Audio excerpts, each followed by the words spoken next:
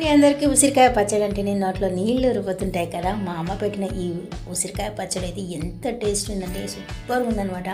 పావు కిలో ఉన్న చాలు ఉసిరికాయలు ఈజీగా చేసుకోవచ్చు. 2-3 రోజులు హ్యాపీగా తినేసేయచ్చు అనమాట.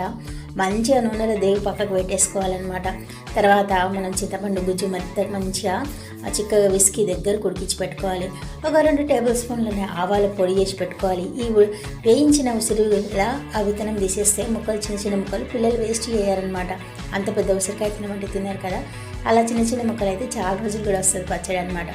మంచి అన్నీ చల్లారిన తర్వాత ఉప్పు, కారం, జీలకర్ర మెంతుల పొడి, ఆవాల పొడి, మంచి వెల్లుల్లి కూడా వేసుకుంటే మంచిగా ఉంటుంది. ఆ చింతపండు గుజ్జు కూడా మంచిగా అన్నీ కలుపుకోవాలన్నమాట. అన్నీ కలుపుకున్న తర్వాత అసలు అప్పుడే తినేసేసి ఊరాల్సిన పనే లేదు. ఎంత బాగుంటుందంటే సూపర్ టేస్ట్ ఉంటుంది, చాలా బాగుంటుంది అనమాట. Thank you for watching.